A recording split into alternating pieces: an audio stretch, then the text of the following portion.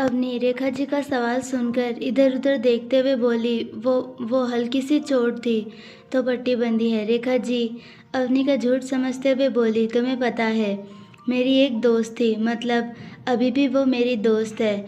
वो जब भी कोई झूठ बोलती थी ना तो वो भी इसी तरह इधर उधर देखने लगती। और तुम्हें पता है तुम थोड़ी बहुत उसकी तरह ही दिखती हो, मतलब तुम्हारे और उसके नैन नक्श थोड़े मिलते जुलते हैं, पर वो बहुत ज़्यादा शरारती थी। ये सब बताते हुए रेखा जी के चेहरे पर मुस्कुराहट होती है। वहीं अवनी भी मुस्कुराते हुए सब सुन रही होती है। रेखा जी को बात बदलते हुए अवनी के गाल पर प्यार से हाथ रखकर बोली, अवनी बेटा, क्या कुछ हुआ है जो आपको बहुत ज़्यादा परेशान कर रहा है, जिसकी वजह से आपकी आंखों में आंसू बार बार आ रहे हैं? रेखा जी इतना बोलकर अवनी को देखने लगती है। वहीं अवनी जब रेखा जी की बात सुनती है तो उसकी आंखों में फिर से नमी आ जाती है। वो मुश्किल से मुस्कुराते हुए बोली, अपने भराए गले से वो मम्मा की याद। इतना बोलते हुए ही अवनी की आंखें बहने लगती है। रेखा जी बिना देरी किए अवनी को अपने गले लगा लेती है और अवनी रेखा जी की ममता की छांव तले बुरी तरह विफर मतलब बहुत ज़्यादा रोने लगती है। रेखा जी अवनी को चुप करवाती है। अवनी का सर अपनी गोद में रखते हुए सहलाते हुए बोली, जब मम्मा की याद आ रही है तो इसमें रोने की क्या बात है? पूरा दिन भी तो तुम बच्चे किसी न किसी को कॉल करके बात करते रहते हो। वैसे ही अपनी मम्मा को भी कॉल कर लिया करो, और अगर तुम उन्हें बताओगी कि तुम उन्हें मिस कर रही हो तो वो सब कुछ छोड़ छाड़ कर तुम्हारे पास आ जाएंगी। अवनी एकदम शांत और अपनी भावनाओं को समेटकर बाहर आते अंधेरे को देखकर बोली, वो कभी नहीं आएगी मेरे पास, वो बहुत दूर जो है। इतना बोलते हुए भी अवनी चारों तरफ फैलते अंधेरे को देख रही होती है। रेखा जी अवनी के माथे पर हाथ फेरते हुए बोली, मैं मान ही नहीं सकती कि तुम अपनी मम्मा को याद करो और वो तुम्हारे पास में ना हो। अगर वो दूर भी होगी, जब भी किसी न किसी तरह या किसी के साथ वो तुम्हारे पास ही आ जाएगी। रेखा जी की बात सुनकर अवनी के चेहरे पर दर्द भरी मुस्कान आ जाती है। वो मुस्कान ऐसी होती है जैसे अवनी में से कुछ टूटकर दूर जा रहा हो और वो चाहकर भी उसे पकड़ नहीं पा रही हो। अवनी अभी भी रात में बदलते आसमान को देखकर बोली, वो इतना दूर है कि कोई उनके पास वाला भी उनको मेरे पास नहीं ला सकता। इतना बोलकर अवनी एक बार खामोश हो जाती है। उसका गला बुरी तरह भर आता है। रेखा जी कुछ नहीं समझ पाती। वो अवनी को समझाते हुए बोली, बेटा मैं समझ गई, ज़रूर आपकी और मम्मी के बीच झगड़ा हुआ होगा और आप उनको बिना बताए यहाँ आई होगी, पर आप ये नहीं जानती आपकी मम्मा भी आपको बहुत मिस कर रही होगी। आपको पता है हर माँ अपने बच्चे से बहुत प्यार करती है। अच्छा आप ये सब छोड़ो, आप मुझे ये बताओ आपकी मम्मा कहाँ पर है, या फिर आप मुझे उनका नंबर दो, मैं बात करती हूँ। रेखा जी जैसे जैसे बोल रही होती है वैसे वैसे अवनी की आंखों से आंसू झलक रहे होते हैं। रेखा जी के पूछने पर अवनी कुछ नहीं बोल पाती है। वो बस आसमान की तरफ अपनी उंगली कर देती है। रेखा जी जब अवनी की बात समझती है तो वो भी थोड़ी देर के लिए मौन हो जाती है। उन्हें कभी उम्मीद नहीं थी कि अवनी की मम्मा अब इस दुनिया में नहीं होगी। अवनी के आंसू रुकने का नाम नहीं ले रहे होते। वहीं रेखा जी को समझ नहीं आ रहा होता कि वो अवनी को कैसे शांत करवाए। वो अपनी आंखों को ज़ोर से बंद कर लेती है, फिर अवनी के माथे पर हाथ फेरते हुए उसे चुप करवाने की कोशिश करती है। काफ़ी देर ऐसे ही रोने से और रेखा जी के हाथ माथे पर रखे होने की वजह से अवनी को नींद आ जाती है। वहीं अवनी को रोते रोते सोता देखकर रेखा जी की आंखों में भी आंसू गिर ही जाते हैं। रेखा जी अवनी के माथे पर ममता भरा किस कर दोनों गालों पर से उसके आंसू पोंछकर रूम से बाहर चली जाती है। रात का समय होता है। डाइनिंग टेबल पर सब शांति से बैठकर डिनर कर रहे होते हैं। कोई किसी से ना कुछ कहता है ना कुछ बोलता है। सब लोग धीरे धीरे डिनर कर अपने कमरे में चले जाते हैं। अब डाइनिंग टेबल पर बस आदित्य और अवनी ही होते हैं और महेश कुछ दूर खड़ा होता है। अवनी ने ज़्यादा कुछ नहीं खाया होता है, वो बस अपनी चम्मच चला रही होती है। वहीं आदित्य भी ज़्यादा कुछ नहीं खाता, वो बस अवनी को समझने की कोशिश कर रहा होता है। अवनी भी डाइनिंग टेबल से उठकर चली जाती है। आदित्य अवनी को जाता देखकर अपने रूम में चला जाता है। फिर थोड़ी देर बाद हाथ में कुछ दवा लिए अवनी के रूम में चला जाता है। रूम में कोई नहीं होता। आदित्य अवनी को पूरे कमरे में देख लेता है, पर उसे अवनी कहीं नहीं मिलती। जैसे ही आदित्य अवनी के रूम के बाहर आता है तो एक नौकर सर झुकाए हुए बोला, सर मैम टेरेस पर गई है। असल में अवनी जब अपने रूम की तरफ जा रही होती है तो उसको बेचैनी होने लगती है, तो वो नौकर से टेरेस के बारे में पूछकर वहाँ चली जाती है। अवनी टेरेस पर एक कोने में जाकर तारों को देखने लगती है और रात के समय चलती ठंडी हवा को अपने अंदर तक महसूस करने लगती है। नौकर की बात सुनकर आदित्य भी तुरंत टेरेस पर आ जाता है। टेरेस पर अवनी एक तरफ खड़ी तारों को निहार रही होती है। अवनी की पीठ आदित्य की तरफ होती है। अवनी को अपने सामने देखकर आदित्य गहरी सांस लेता है। फिर अवनी से थोड़ी सी दूरी बनाकर उससे पीछे खड़ा हो जाता है। अवनी चलती हुई ठंडी हवा को महसूस करते हुए आदित्य को भी महसूस करने लगती है। आदित्य के अवनी के करीब खड़ा होने पर अवनी को सुकून मिल रहा होता है। अवनी ये सब महसूस करके अपनी आंखों को बंद कर थोड़ा पीछे अपना सर कर लेती है। अवनी के पीछे सर करते ही अवनी का सर आदित्य के सीने पर रख जाता है। अवनी वैसे ही आंखें बंद किए आदित्य की महक को अपने अंदर तक महसूस कर रही होती है। आदित्य भी अवनी को पीछे से अपनी बाहों में समेट लेता है। थोड़ी देर ऐसे ही एक दूसरे की बाहों में खड़े वो दोनों एक दूसरे को महसूस कर रहे होते हैं। चारों तरफ एकदम शांति होती है। अवनी वैसे ही आंखें बंद किए बोली, मुझे बहुत ज़्यादा डर लग रहा है। इतना बोलकर अवनी चुप हो जाती है। आदित्य अवनी की बात सुनकर अवनी को देखते हुए बोला, किस बात का डर? इतना बोलकर अवनी को देखने लगता है। अवनी अपनी आंखें खोलकर आदित्य की आंखों में देखते हुए बोली, आपको खोने का। अब डरती हूँ किसी को भी खोने से। इतना बोलकर आदित्य को देखने लगती है। आदित्य अवनी की आंखों में देखते हुए बोला, हमेशा याद रखना, मैं तुम्हें कहीं भी नहीं जाने दूंगा। इतना बोलकर वो अवनी पर अपनी पकड़ कस लेता है। अवनी वैसे ही आंखों में देखते हुए बोली, पर मैं तुमसे कोई रिश्ता नहीं रखूंगी। इतना बोलकर अवनी आदित्य से नज़र फेर कर आसमान में देखने लगती है। आदित्य अवनी को आसमान में देखता देखकर बोला, कोई बात नहीं, मुझे कोई रिश्ते की ज़रूरत नहीं है, पर तुम्हें प्यार तो है ना मुझसे? अवनी हैरानी से आदित्य को थोड़ी दूर देखकर बोली, प्यार है कि नहीं वो भी पता नहीं, बस इतना पता है मुझे तुम चाहिए, तुम्हारा साथ, तुम्हारा पास। इतना बोलकर आदित्य के गले लग जाती है। आदित्य अवनी को अपनी बाहों में कसकर बोला, मतलब जब तुम्हें प्यार होगा तब तुम रिश्ता करोगी। अवनी अपना चेहरा आदित्य के सीने से निकलकर बोली, रिश्ते का नाम होना ज़रूरी है?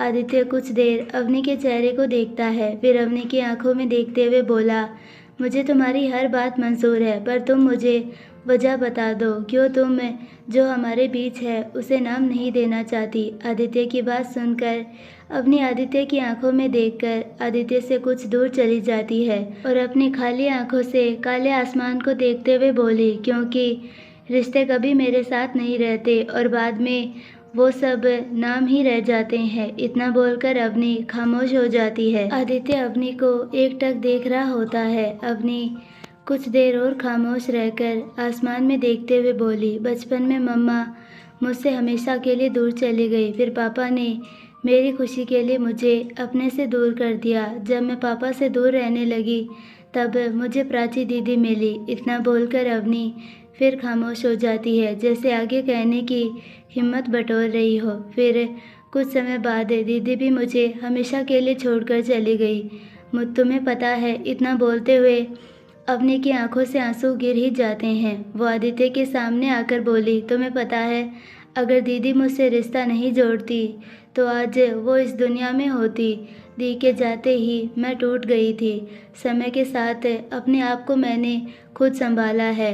फिर चेहरे पर मुस्कुराहट लेकर पापा के साथ रहने लगी, पर फिर भी एक बार पापा ने मेरी खुशी के लिए मुझे कसम देकर अपने से हमेशा के लिए दूर कर दिया।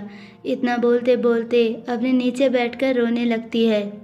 आदित्य से अवनी का रोना बिल्कुल बर्दाश्त नहीं होता तो वो भी नीचे बैठकर अवनी को अपनी बाहों में ले लेता है। अवनी काफ़ी देर तक आदित्य की बाहों में रोती रहती है, फिर शांत होकर आदित्य से दूर होकर उसकी आंखों में देखते हुए बोली, अब मैं तुमसे बिल्कुल भी दूर नहीं जाना चाहती। डर लग रहा है अगर तुमसे रिश्ता जोड़कर तुमसे भी दूर हो गई तो शायद ही इस बार अपने आप को संभाल सकूं। आदित्य अवनी की आंखों में अपने आप को खोने का डर देख रहा होता है और अवनी को समझ भी रहा होता है। आदित्य आगे बढ़कर अवनी के माथे पर अपने होंठ रख देता है और उसे आराम से अपने बाहों में उठाकर टेरेस पर बने कमरे में ले जाता है। वो रूम भी और रूम जितना ही बड़ा होता है, पर उसमें जो फर्नीचर लगा होता है वो ज़्यादातर वुड लकड़ी से बना हुआ होता है और जो रूम की सीलिंग होती है वो ट्रांसपेरेंट होती है, जिसमें से शीशे की तरह आर पार दिखाई देता है, जिसकी वजह से रूम में से आसमान में चमकते चांद और तारे आराम से वहाँ लेटकर भी देखा जा सकता है।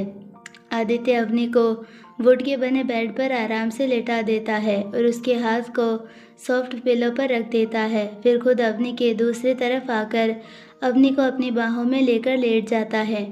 आदित्य को अपने लिए ये सब करता देखकर अवनी मुस्कुराते हुए आदित्य को देख रही होती है और जब आदित्य अवनी को फिर से बाहों में लेकर लेटता है तो अवनी अपना सर आदित्य के सीने पर रखकर मुस्कुराते हुए आसमान को देखने लगती है। अवनी को मुस्कुराता देखकर आदित्य को अच्छा लगता है। वो एकटक अवनी के मुस्कुराते हुए चेहरे को देख रहा होता है। दोनों एकदम शांत होते हैं। थोड़ी देर की शांति के बाद आदित्य अवनी पर अपनी पकड़ कसकर आसमान में देखते हुए बोला, तुमने जिसको मारा था वो कौन था? आदित्य की बात सुनकर अवनी के चेहरे की मुस्कुराहट तुरंत चली जाती है और चेहरे पर परेशानी साफ दिखने लगती है। जैसे ही उसे कुछ याद आता है तो अवनी आदित्य की तरफ चेहरा करके बोली, छोटू छोटू वो कहाँ है और कैसा है? आदित्य अवनी को इतना परेशान देखकर बोला, कुछ नहीं हुआ है उसे। अवनी आदित्य की बात सुनकर एक नज़र आदित्य को देखकर फिर से आसमान में देखने लगती है। अवनी को आदित्य की आंखों में अपने लिए प्यार, विश्वास और अपनी केयर के साथ साथ कुछ सवाल भी दिखते हैं। अवनी इन सवालों का जवाब देने के लिए पहले गहरी सांस लेती है, फिर अपने उन अतीत के पन्नों में चली जाती है। अतीत जब से अवनी चाइल्ड सेंटर में आई होती है वो रोने के बदले एकदम शांत सी हो जाती है और समय के साथ साथ वहाँ रहना भी सीख जाती है। अवनी जैसे जैसे बड़ी होती है वैसे वैसे वो एकदम शांत और पढ़ने में अच्छी बनती जाती है। जब अवनी 5th क्लास में टॉप करती है तो उसके पापा जय जी अवनी का एडमिशन वहाँ के सबसे अच्छे स्कूल में करवा देते हैं, पर वहाँ पर भी अवनी कभी अपने पापा के साथ नहीं रह पाती। उसका वहाँ हॉस्टल में रहना पड़ता है, पर वहाँ जाने पर हर छुट्टियों में उसे अपने घर जाने को मिलता। अवनी जब पहली बार छुट्टियों में घर आई तो वो बेहद खुश होती है कि उसे उसके पापा के साथ रहने का मौका मिलेगा, पर वहीं जब अवनी की दूसरी मॉम को ये पता चलता है कि जय जी की बेटी वापस आ रही है तो वो बहुत ज़्यादा गुस्सा हो जाती है और जब अवनी घर आती है तो उस पर बेवजह चिल्लाती और गुस्सा करती और एक बार तो अवनी पर हाथ भी उठा दिया होता है। असल में उन आंटी को डर होता है कि कहीं वो सब चीज़ों को अवनी की असली मॉम की है वो अवनी उनसे छीन ना ले, इसीलिए वो हर बार अवनी पर गुस्सा करती रहती, जिससे अवनी हर बार उनसे डर रही है। पहली छुट्टियों के बाद अवनी का वापस अपने घर आने का मन कभी नहीं हुआ और ना ही जय जी ने अवनी को कभी आने के लिए बोला, पर वो अपनी बेटी से मिलने हर महीने जाया करते थे। समय बीत रहा था। अवनी एक दिन लंच के समय बाहर आई तो सब बच्चे अवनी को देखकर हंस रहे होते हैं और अवनी उन सबको अनदेखा कर पार्क की तरफ बढ़कर पढ़ने जाती है, पर तभी एक बड़ी दीदी अवनी के पास मुस्कुराते हुए आई और बोली, अपना काले रंग का दुपट्टा अवनी की कमर पर बांध देती है। अवनी को कुछ समझ नहीं आता, पर वो बड़ी लड़की अवनी का हाथ पकड़कर चलने लगती है। अवनी हिम्मत करके बोली, दीदी आप क्या कर रही है? आप मेरा हाथ छोड़िए, बड़ी लड़की मुस्कुराते हुए बोली, बच्चा डरने की बात नहीं है, मैं तुम्हें बस हॉस्टल लेकर जा रही हूँ। अवनी हैरानी से बोली, हॉस्टल क्यों? अभी तो मेरी क्लासेस बाकी है। इतना बोलते हुए अवनी एक हाथ से दुपट्टा हटाने लगती है तो वो लड़की सबको अपने और अवनी की तरफ देखता देखकर थोड़ा गुस्से से बोली, दुपट्टा नहीं हटना चाहिए और अब अच्छे बच्चों की तरह हॉस्टल चलो, फिर वहाँ पूछना जो पूछना है। अवनी की आंखों में से आंसू आ जाते हैं पर वो अपना चेहरा नीचे किए सिर हिला देती है। असल में अवनी जब पार्क की तरफ जा रही होती है तो उसके पीछे से लाल हो रखे कपड़े देखकर बच्चे हंसने लगते हैं जो अवनी के पीरियड्स की वजह से लाल हुए होते हैं। तभी वो लड़की अवनी की मदद करने आगे आती है। जब अवनी और वो लड़की हॉस्टल की तरफ जा रहे होते हैं तब एक बड़ी लड़की की दोस्त उस लड़की से पूछते हुए बोली, प्राची कहाँ जा रही है?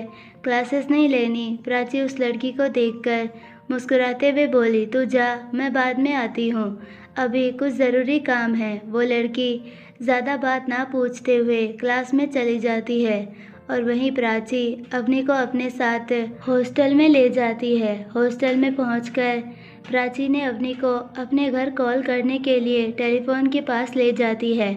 अवनी को कुछ समझ नहीं आ रहा होता कि दीदी क्या करना चाहती है। प्राची अवनी का हाथ छोड़कर टेलीफोन की तरफ इशारा करके बोली, चलो मम्मा को फ़ोन लगाओ। इतना बोलकर वो अवनी को देखने लगती है। असल में जब भी कोई लड़की पीरियड्स में होती है पहली बार तो उस समय मम्मी से अच्छा कोई दूसरा उस लड़की को अच्छे से नहीं समझा सकता है। इसीलिए प्राची भी पहले अवनी को अपनी मम्मी को कॉल करने को बोलती है। प्राची की बात सुनकर अवनी की आंखों से और भी ज़्यादा आंसू आने लगते हैं। अवनी को ऐसे रोता देखकर प्राची अवनी को समझाते हुए बोली, तुम डरो मत, मैं कोई तुम्हारी कंप्लेन नहीं करूँगी, तुम बस एक बार कॉल कर दो। अवनी प्राची की बात सुनकर अभी अपना सर झुकाकर सुबक रही होती है। प्राची को लगता है कि अवनी इसीलिए इतना रो रही है क्योंकि वो उसकी मम्मी को कॉल करके उसकी कंप्लेन करने वाली है। पर अवनी प्राची के इतना बोलने पर भी बस रोती रहती है। प्राची अवनी के पास घुटने के बल बैठकर प्यार से बोली, क्या आपको कहीं दर्द हो रहा है? प्राची की बात सुनकर अवनी अपना सर ना में हिला देती है। प्राची फिर अवनी से बोली, फिर आप रो क्यों रहे हो? सच्ची कोई कंप्लेंट नहीं करूँगी मैं, बस एक बार कॉल कर दो।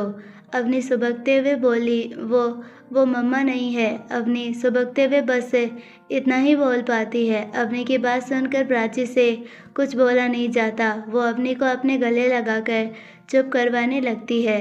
अवनी के चुप होते ही प्राची अवनी को अपने हॉस्टल के रूम में ले जाती है। अवनी वैसे ही सुबकते हुए प्राची के रूम में आ जाती है। प्राची को कुछ समझ नहीं आ रहा होता कि वो कैसे अवनी को समझाए। वो रूम में चक्कर काटते हुए एक दो गहरी सांस लेती है, फिर अवनी के पास आकर बैठ जाती है। प्राची अवनी को चुप करवाकर बोली, अच्छा पहले तुम चुप हो जाओ, एकदम चुप, और ये बताओ तुम्हें पता है आज तुम पर सब क्यों हंस रहे थे? अवनी अपना चेहरा साफ करके मासूमियत से ना में अपनी गर्दन हिला देती है। प्राची कुछ सोचकर अपने रूम में से एक सैनिटरी पैड का पैकेट लेकर अवनी को अपने रूम में लेकर जाती है। अवनी के रूम में आने पर प्राची अवनी को वॉशरूम यूज़ करने को बोलती है। अवनी जब वॉशरूम से बाहर आती है तो डरते हुए प्राची से बोली, दीदी वो अवनी कुछ बोलती उसके पहले ही प्राची अवनी को चुप करवा देती है और अवनी को समझाते हुए बोली, कोई बड़ी बात नहीं है, ये हर लड़की के साथ होता है, इसे पीरियड्स बोलते हैं, बस बहुत लड़कियों को जल्दी आ जाते हैं और कुछ को लेट। अच्छा पहले तुम जाकर अपने कपड़े बदल लो। अवनी भी शांत होकर अपने कपड़े बदलने चली जाती है। असल में प्राची अवनी को समझाते समझाते ही पैड यूज़ करना भी सिखा देती है। जब अवनी बाहर आती है तो प्राची अवनी को बिठाकर बोली, अच्छा अब ये बताओ कहीं दर्द हो रहा है? अवनी ना में सिर हिला देती है। प्राची आगे बोलती है, अब से हर 2 से 3 घंटों में पैड बदलती रहना और पैड फेंकने से पहले उसे पेपर या पॉलीथीन में डालकर फेंकना। और हाँ, कभी भी वॉशरूम में फ्लश मत करना।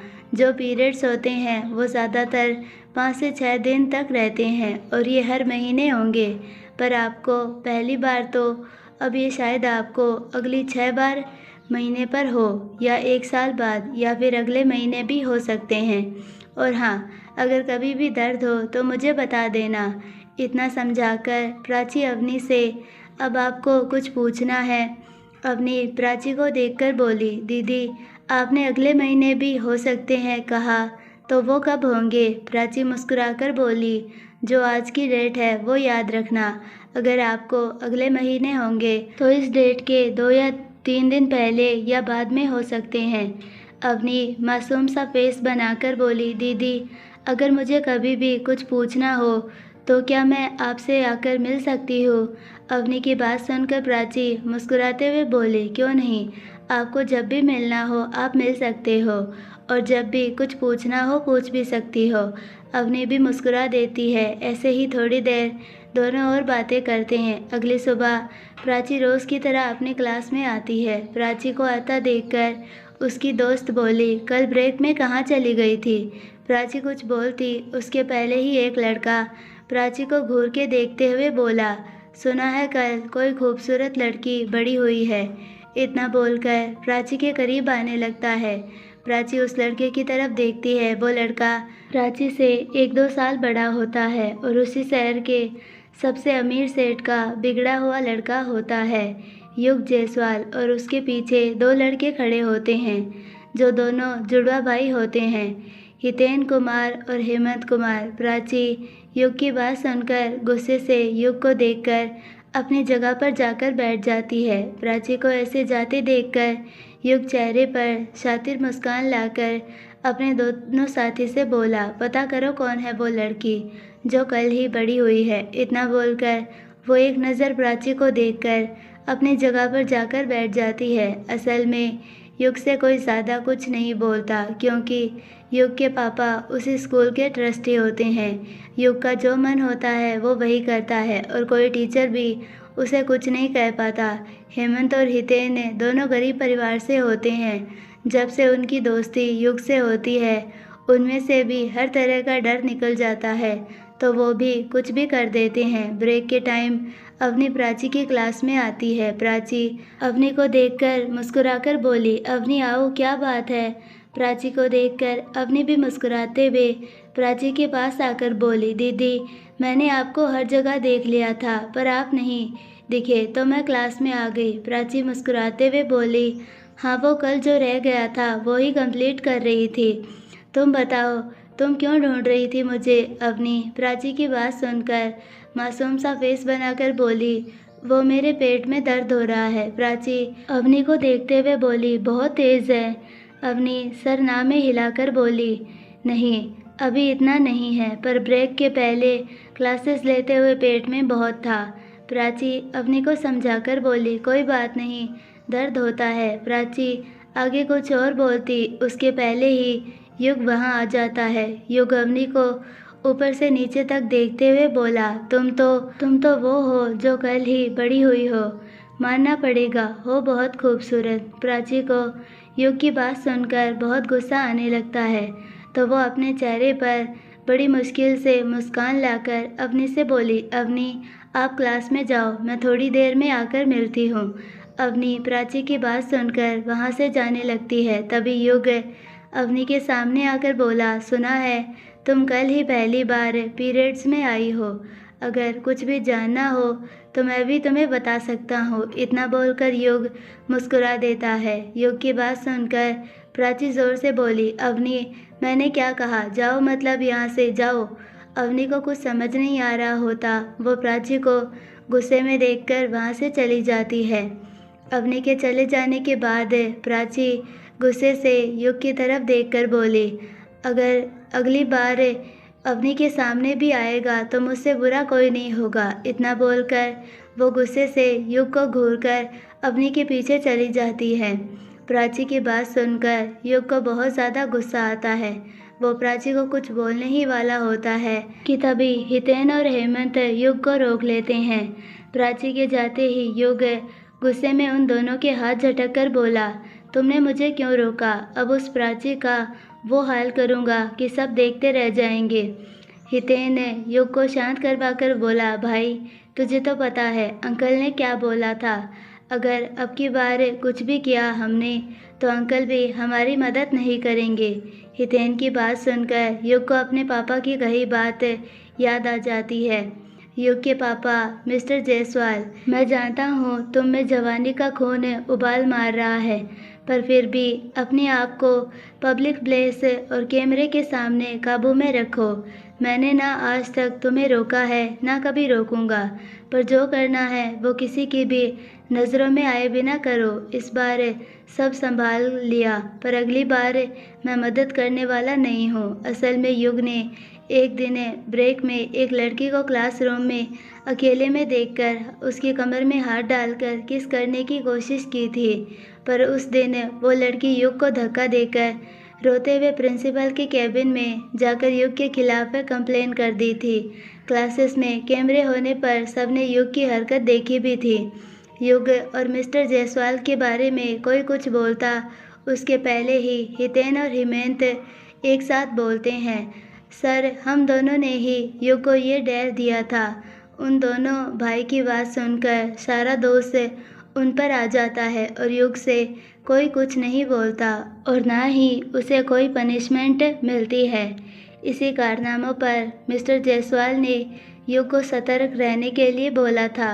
अपने पापा की कही बात याद आने पर युग सारा गुस्सा पीकर चेहरे पर सातिर मुस्कान लाकर बोला, कोई बात नहीं, इस बार तुम बच गई, पर कब तक बचोगी मुझसे? इतना बोलकर वो हंसने लगता है। वहीं प्राची क्लास से निकलकर अवनी को ढूंढते ढूंढते पार्क में आ जाती है। अवनी क्लास से निकलकर पार्क में एक तरफ कोने में बैठी होती है। अवनी को अकेले और शांत बैठे देखकर प्राची मुस्कुराते हुए अवनी के साइड में बैठ जाती है। प्राची अवनी को देखकर बोली, सॉरी, मैंने आपको बहुत ज़ोर से डांटा ना। इतना बोलकर वो दोनों कान पकड़ लेती है। अवनी की आंखों में नमी आ जाती है और वो मुस्कुराते हुए बोली, पता है दीदी, जब पहली बार पापा ने मुझे डांटा था तब उन्होंने मुझे मनाते हुए एक बात कही थी, अवनी तुम्हें पता है जब कोई इंसान किसी को डांटता है तो समझ लेना वो उससे प्यार करता है, उसकी केयर करता है,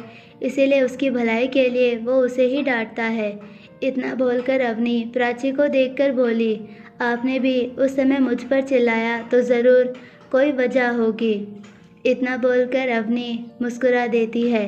अवनी की बात सुनकर प्राची अवनी के दोनों गाल खींचकर मुस्कुरा देती है। समय अपनी रफ्तार से चल रहा होता है। समय के साथ अवनी और प्राची एक दूसरे से जुड़े रहते हैं। जहां अवनी पहले अकेली, चुप और शांत रहती थी, वही वो अब बोलने, हंसने और खिलखिलाने लगती है।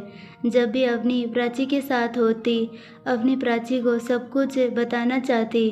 वो बात छोटी हो या बड़ी, वो प्राची को सब कुछ बताती रहती। अवनी की वजह से कई बार प्राची के दोस्त प्राची को अवनी के साथ देखते ही वो वहाँ आते भी नहीं, क्योंकि उन सबको अवनी का इतना बोलना बिल्कुल पसंद नहीं होता है। वहीं प्राची मुस्कुराते हुए अवनी की बात सुनती और उसको बहुत सारी चीज़ें समझाती। कहते हैं ना, जब किसी की मम्मा नहीं होती, एक बड़ी बहन अपने आप वो जगह ले लेती है। ठीक वैसे ही प्राची भी अवनी के लिए मम्मा जैसी होती है। जैसे जब बच्चे कोई नई चीज़ सीखते हैं तो वो अपनी मम्मा को उसके बारे में सब कुछ बताते हैं, ठीक वैसे ही अवनी प्राची को सब बताती। प्राची और अवनी दोनों ही पढ़ने में टॉप होती है। जहाँ प्राची 12वीं कर रही होती है, वहीं अवनी 10वीं में होती है। अवनी प्राची के गोद में सर रखकर बोली, इस बार दीदी आपका और मेरा बोर्ड एग्ज़ाम है। प्राची मुस्कुराते हुए बोली, तो क्या मेरी अवनी को डर लग रहा है? अवनी मुस्कुराते हुए बोली, बिल्कुल नहीं, वो मैं सोच रही हूँ क्यों ना आप और मैं दोनों इस बार भी टॉप करते हैं। प्राची अवनी के बालों को सहलाकर, ज़रूर करेंगे। अवनी कुछ सोचकर बोली, दीदी फिर आप चले जाओगे यहाँ से दूर, अपनी अवनी से दूर। इतना बोलते बोलते अवनी के चेहरे पर उदासी आ जाती है। प्राची अवनी को उदास देखकर बोली, मैं बस दूसरी जगह आगे पढ़ने के लिए चली जाऊंगी ना कि तुमसे दूर, इसीलिए उदास होने की ज़रूरत नहीं है। और वैसे भी जब तक रिजल्ट नहीं आता तब तक तुम मेरे साथ ही रहोगी। प्राची इतना बोलकर मुस्कुरा देती है। वहीं अवनी प्राची की बात सुनकर खुशी से कूदते हुए बोली, दीदी मतलब आपने पापा को मना लिया है, आप बहुत अच्छी हो। इतना बोलते हुए प्राची के गले लग जाती है। प्राची भी अवनी को अपने आप गले लगा लेती है। असल में प्राची और अवनी के बोर्ड के पेपर्स आने वाले होते हैं। पेपर के होते ही सब अपने अपने घर जाकर रिजल्ट तक छुट्टियों के मज़े लेते हैं। प्राची और अवनी ये छुट्टियां साथ बिताने का सोचती है, पर अवनी के पापा की परमिशन लेना ज़रूरी होता है। पर अवनी की खुशी के लिए जय जी प्राची को परमिशन भी दे देते हैं। समय फिर एक बार अपनी रफ्तार पकड़ लेता है। सब बच्चे पेपर्स की तैयारी कर रहे होते हैं। ऐसे ही पेपर्स भी आ जाते हैं और ख़त्म भी हो जाते हैं। आज दोनों का बोर्ड का आखिरी पेपर होता है, जहां 10वीं वाले सुबह 9 से 12:30 तक पेपर देते हैं। वहीं 12वीं वाले 2:45 से 6:30 तक पेपर देकर आते हैं। जहां अवनी जल्दी पेपर देकर आ जाती है, वहीं प्राची को आने में टाइम होता है। उस टाइम के बीच अवनी अपना और प्राची का बैग पैक कर लेती है। बैग पैक कर थकान के कारण वहीं सो जाती है। वहीं जब तक सारी 10वीं की लड़कियां हॉस्टल खाली करके अपने अपने घर चली जाती है। पेपर ख़त्म करके जब प्राची हॉस्टल में आती है तो अवनी उसे सोती हुई मिलती है। प्राची सारा सामान पैक देखकर मुस्कुराते हुए बोली, इसे फिर बहुत जल्दी है यहाँ से बाहर जाने की। इतना बोलते हुए अवनी के पास आ जाती है। असल में अवनी आज बहुत ही ज़्यादा खुश होती है, क्योंकि आज उसको हॉस्टल से बाहर निकलने को जो मिल रहा है। उसने प्राची को बहुत कुछ बताया होता है कि वो बाहर जाकर क्या क्या करेगी, इसीलिए प्राची के चेहरे पर मुस्कुराहट आ जाती है। जैसे ही प्राची अवनी को उठाती है, वैसे ही प्राची को एहसास होता है कि अवनी बहुत तेज़ बुखार में तप रही है। ये पता चलते ही प्राची के चेहरे पर परेशानी आ जाती है। वो अवनी को बार बार उठाने की कोशिश करती है, पर बुखार तेज़ होने की वजह से अवनी बेहोश हो जाती है। प्राची जल्दी से हॉस्टल में से डॉक्टर को बुलाती है। डॉक्टर अवनी को चेक कर मेडिसिन देते हैं। प्राची अवनी के सर पर बार बार गीली पट्टी रखकर बुखार कम करने की कोशिश करती है। इन सब के बीच रात के 11 बज जाते हैं। सारी लड़कियां पेपर ख़त्म होने पर घर गई होती है, और जो ज़्यादा दूर होती है वो आज रात बाहर पार्टी करने गई होती है, इसीलिए पूरा हॉस्टल खाली होता है। प्राची अवनी की अच्छे से केयर करती है, पर बुखार तेज़ होने की वजह से अवनी की बेहोशी और कमज़ोरी कम नहीं हो पाती है। प्राची अवनी को अच्छे से कवर करके लेटा देती है और ख़ुद भी अवनी के पास से पट्टी बदलते बदलते बैठे बैठे सो जाती है। अचानक ही प्राची की आंखें खुलती है। लाइट जली होने की वजह से प्राची की नज़र समय पर जाती है। समय रात के 2 हो रहे होते हैं। अवनी की भी धीरे धीरे आंखें खुलने लगती है। प्राची कुछ बोलती उसके पहले ही उनके रूम का डोर ज़ोर ज़ोर से बजने लगता है। प्राची इतनी रात को डोर बजने की आवाज़ सुनकर बिना ज़्यादा सोचे डोर की तरफ चली जाती है। उसे वहाँ पर कुछ लड़कों के बोलने की आवाज़ें आने लगती है। ये आवाज़ें सुनकर और रात का पहर देखकर प्राची के मन में एक अनजान डर बैठ जाता है। उसे कुछ समझ नहीं आता वो क्या करे। वो सोच ही रही होती है कि फिर एक बार डोर बहुत ज़ोर से बजता है। इस बार डोर के साथ एक गंदी हंसी भी सुनाई देती है। प्राची को कुछ समझ नहीं आता वो क्या करे। वो जल्दी से अवनी के पास जाती है, जहां अवनी बैठकर अपनी आंखों को खोलने की कोशिश कर रही होती है। प्राची अवनी को देखकर चेहरे पर से डर के भाव हटाकर हल्की मुस्कुराहट लाकर जल्दी से एक कपड़ा लेकर अवनी के मुंह को बांध देती है। प्राची के ऐसा करने से अवनी हैरान हो जाती है, पर बड़ी मुश्किल से खुलती आंखों से अवनी प्राची को देखने लगती है। प्राची अवनी की आंखों में चलते सवाल समझ रही होती है, पर वो उन सबको ध्यान ना देकर अपने बैग में से कुछ निकालने लगती है। अवनी अपने हाथों से अपने मुंह पर बंधे कपड़े को खोलने की कोशिश करने लगती है। तभी फिर एक बार डोर ज़ोर ज़ोर से पीटने की आवाज़ आती है। इस बार आवाज़ के साथ एक लड़के की भी आवाज़ आती है। लड़का नशे में, प्राची दरवाज़ा खोल दे, नहीं तो तुझे भी पता है हम तीनों दरवाज़ा तोड़ देंगे। इतना बोलकर वो लड़का फिर ज़ोर ज़ोर से हंसने लगता है। इस बार आती आवाज़ अवनी भी सुनती है। आवाज़ सुनते ही अवनी की नज़र प्राची पर जाती है। प्राची के चेहरे पर डर के भाव साथ साथ पसीने की बूंदें भी होती है। पर जब भी प्राची अवनी को अपनी तरफ देखता मुस्कुरा कर देखती, प्राची मुस्कुराते हुए अवनी के पास बैठ जाती है। अवनी बुखार में बंद होती आंखों को भी खोलने की कोशिश करते हुए बस प्राची को ही देख रही होती है। प्राची अवनी के गाल पर हाथ रखकर बोली, अवनी तुम मुझे अपनी दीदी मानती हो ना। प्राची का इस समय ये सब बोलना अवनी को समझ नहीं आ रहा होता, पर वो अपना सर हाँ में हिला देती है। अवनी का सर हाँ में हिलता देखकर प्राची की मुस्कुराहट और बढ़ जाती है। वो अवनी के माथे पर किस करके अवनी बाहर युग और उसके दोनों चमचे बाहर आए हैं और शायद उन तीनों ने पी भी रखी है। तुम मुझसे वादा करो, कुछ भी हो जाए तुम अलमारी से बाहर नहीं आओगी। प्राची की बात सुनकर अवनी अपनी गर्दन नाम में ज़ोर ज़ोर से हिलाने लगती है। अवनी को ऐसा करते देखकर प्राची अवनी को समझाते हुए बोली, अवनी बात समझो, मैं तुम्हें मुश्किल में नहीं देख सकती और जैसे वो पीकर हरकत कर रहे हैं वैसे मैं उन तीनों से हम दोनों को नहीं बचा पाऊंगी। अवनी समझ मेरी बात। इतना बोलते बोलते प्राची की आंखों से आंसू आने लगते हैं, जिसको छुपाने के लिए वो अवनी को अपने गले लगा लेती है। प्राची जल्दी से अपने आप को शांत करके अवनी को अलमारी में बिठा देती है। अवनी की आंखों से लगातार आंसू बह रहे होते हैं और वो बस प्राची को एकटक देख रही होती है। प्राची बिना अवनी की तरफ देखे और बिना उसे पूछे उसके दोनों हाथ पीछे की तरफ बांध देती है। वहीं अवनी अपने बनते हाथों को देखकर ज़ोर ज़ोर से अपने हाथ हिलाने लगती है। प्राची अवनी के गाल पर प्यार से हाथ रखकर बोली, बच्चा प्लीज़ आज की बची रात तुम इस अलमारी में एकदम शांत बैठी रहोगी। तुम्हें मेरी कसम है, तुम बस आज आखिरी बार मेरी ये बात मान लो, फिर कभी मैं कुछ नहीं बोलूँगी। इतना बोलकर प्राची अवनी को अपने गले लगा लेती है। प्राची और अवनी एक दूसरे के गले लगे होते हैं। फिर एक बार डोर से आवाज़ आती है। अवनी की बंद होती आंखों से भी आंसू आने लगते हैं। वहीं प्राची अवनी के गले लगे ही अपने आप से बोली, मुझे नहीं पता अब आगे क्या होगा, पर पता नहीं क्यों बहुत कुछ गलत होने वाला है हमारे साथ। उस गलत को मैं शायद रोक नहीं सकती, पर मैं अवनी तुम्हें कुछ नहीं होने दूंगी। इतना सोचकर प्राची अपने आंसू पोंछकर अवनी से दूर हो जाती है। फिर एक नज़र अवनी को देखकर अलमारी को बंद कर देती है। अवनी की आंखों से बस आंसू बह रहे होते हैं। मुंह बंद होने की वजह से उसकी आवाज़ नहीं निकल रही होती।